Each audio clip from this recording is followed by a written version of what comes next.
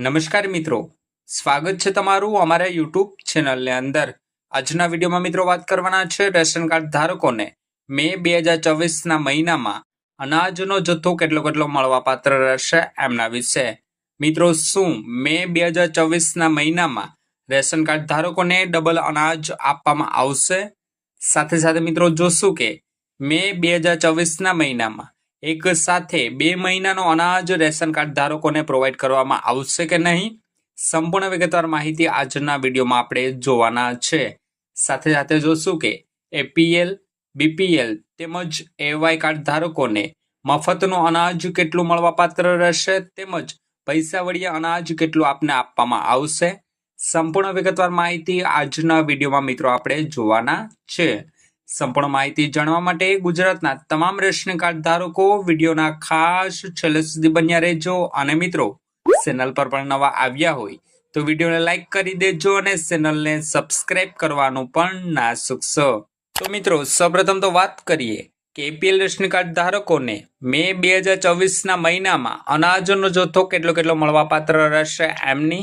તો મિત્રો, NFSA PHS fortified ચોખા જે મિત્રો બાજરીની અવેજીમાં આપને અરજદારને 5 કિલોગ્રામ મળવાપાત્ર રહેશે, વિનામૂલ્યે મળવાપાત્ર રહેશે। તેના પછી મિત્રો વાત કરીએ એનએફએસએ આખા ચણાની। તો મિત્રો, એનએફએસએ આખા ચણા જે 1 કિલોગ્રામ મળવાપાત્ર રહેશે એમની ભરપાઈ મિત્રો આપે ₹30 કરવાની રહેશે। તો મિત્રો, જે અહીંયા ચણા છે જે રેશન કાર્ડ દીઠ 1 કિલો આપને આપવામાં આવશે। ત્યાર પછી મિત્રો વાત કરીએ એનએફએસએ પીએચએસ ઘઉંની। તો મિત્રો, અહીંયા જે ઘઉં છે જે 10 કિલોગ્રામ મળવાપાત્ર રહેશે, વિનામૂલ્યે મળવાપાત્ર રહેશે। તેમના પછી મિત્રો વાત કરીએ ફોર્ટિફાઈડ ચોખાની। તો મિત્રો, ફોર્ટિફાઈડ ચોખા છે જે 10 કિલોગ્રામ મળવાપાત્ર રહેશે, વિનામૂલ્યે મળવાપાત્ર રહેશે। અહીંયા મિત્રો જે આપનું જથ્થો જણાવું છું, જે રેશન કાર્ડમાં 5 સભ્યોના નામ હોય એ મુજબનો જથ્થો છે એમની ખાસ નોંધ લેવી। એટલે કે મિત્રો, આપને જે મે મહિનામાં અરજદારોને રેશન કાર્ડ ધારકોને 3 કિલોગ્રામ ચોખા અને મિત્રો 2 કિલોગ્રામ ઘઉં પર પર્સન દીઠ આપને પ્રોવાઈડ કરવામાં આવશે।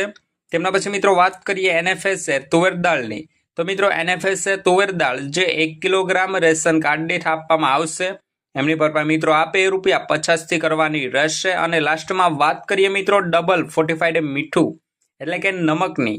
તો મિત્રો, જે મીઠું છે જે 1 કિલોગ્રામ મળવાપાત્ર રહેશે એમની ભરપાઈ મિત્રો આપે ₹1 કરવાની રહેશે।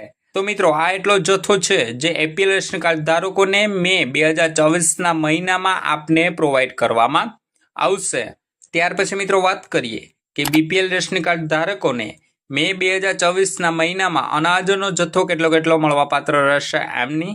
તો મિત્રો, એનએફએસએ આખા ચણા જે મિત્રો આખા ચણાની 100% મુજબની ફાળવણી કરવામાં આવેલી છે, જે 1 કિલોગ્રામ મળવાપાત્ર રહેશે એમની ભરપાઈ મિત્રો આપે ₹30 કરવાની રહેશે। તેમના પછી મિત્રો વાત કરીએ એનએફએસએ પીએચએસ ઘઉંની। તો મિત્રો, અહીંયા જે ઘઉં છે જે 10 કિલોગ્રામ મળવાપાત્ર રહેશે અને એ આપને વિનામૂલ્યે મળવાપાત્ર રહેશે। તેમના પછી મિત્રો વાત કરીએ એનએફએસએ પીએચએસ ફોર્ટિફાઈડ ચોખાની। તો મિત્રો, અહીંયા જે ફોર્ટિફાઈડ ચોખા છે જે 10 કિલો પ્લસ 5 કિલો જે બાજરીના અવેજીમાં આપને પ્રોવાઈડ કરવામાં આવશે, એ બંને આપને વિનામૂલ્યે મળવાપાત્ર રહેશે। એટલે કે મિત્રો પર પર્સન્ટ એટલે કે પર વ્યક્તિ દીઠ 2 કિલોગ્રામ ઘઉં અને 3 કિલોગ્રામ ચોખાનું વિતરણ કરવામાં આવશે। ત્યાર પછી મિત્રો વાત કરીએ તુવેર દાળની। તો મિત્રો, એનએફએસએ તુવેર દાળની મિત્રો 100% મુજબની ફાળવણી કરવામાં આવેલી છે, જે 1 કિલોગ્રામ મળવાપાત્ર રહેશે અને એમની ભરપાઈ મિત્રો આપે ₹50 કરવાની રહેશે। ત્યાર પછી મિત્રો વાત કરીએ બીપીએલ ખાંડની। તો મિત્રો, જે અહીંયા બીપીએલ ખાંડ છે, ખાંડની મિત્રો 100% મુજબની ફાળવણી કરવામાં આવેલી છે, જે મિત્રો આપને 2 કિલોગ્રામ મળવાપાત્ર રહેશે અને ₹22 આપે એમની ભરપાઈ કરવાની રહેશે। ત્યાર પછી મિત્રો વાત કરીએ ડબલ ફોર્ટિફાઈડ મીઠું એટલે કે નમકની। તો મિત્રો, મીઠાની 100% મુજબની ફાળવણી કરવામાં આવેલી છે, જે 1 કિલોગ્રામ મળવાપાત્ર રહેશે અને એમની ભરપાઈ મિત્રો આપે ₹1 કરવાની રહેશે। તો મિત્રો, આ હતી મે 2024ના મહિનામાં બીપીએલ રેશન કાર્ડ ધારકોને મળવાપાત્ર અનાજના જથ્થાની સંપૂર્ણ માહિતી। ત્યાર પછી મિત્રો લાસ્ટમાં વાત કરીએ કે એવાય એટલે કે અંત્યોદય કાર્ડ ધારકોને મે 2024ના મહિનામાં અનાજનો જથ્થો કેટલો મળવાપાત્ર રહેશે એમની। તો મિત્રો, સૌપ્રથમ તો વાત કરીએ એનએફએસએ અંત્યોદય ફોર્ટિફાઈડ ચોખા જે મિત્રો બાજરીની અવેજીમાં આપને 5 કિલોગ્રામ વિનામૂલ્યે મળવાપાત્ર રહેશે।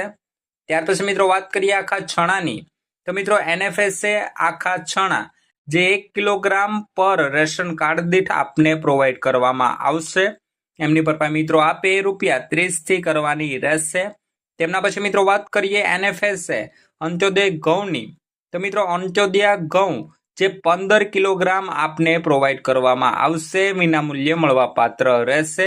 ત્યાર પછી મિત્રો વાત કરીએ NFSA અંત્યોદય ફોર્ટિફાઈડ ચોખા જે મિત્રો 15 કિલોગ્રામ પ્લસ જે બાજરીના અવેજીમાં 5 કિલોગ્રામ, એટલે કે મિત્રો જે અહીંયા ચોખા છે જે 20 કિલોગ્રામ મળવાપાત્ર રહેશે, વિનામૂલ્યે મળવાપાત્ર રહેશે। ત્યાર પછી મિત્રો વાત કરીએ NFSA તુવેર દાળની, તો મિત્રો અહીંયા જે તુવેર દાળ છે જે રેશન કાર્ડ દીઠ 1 કિલોગ્રામ વિતરણ કરવામાં આવશે। એમની ભરપાઈ મિત્રો આપે ₹50 થી કરવાની રહેશે। ત્યાર પછી મિત્રો વાત કરીએ અંત્યોદય ખાંડની, તો મિત્રો જે અહીંયા ખાંડ છે જે 1 કિલો ને 750 ગ્રામ અરજદારને આપવામાં આવશે। એમની ભરપાઈ મિત્રો આપે ₹15 કરવાની રહેશે। લાસ્ટમાં વાત કરીએ મિત્રો ડબલ ફોર્ટિફાઈડ મીઠું એટલે કે નમકની, તો મિત્રો જે મીઠાની 1 કિલોગ્રામની ફાળવણી કરવામાં આવેલી છે, એમની ભરપાઈ મિત્રો આપે ₹1 થી કરવાની રહેશે।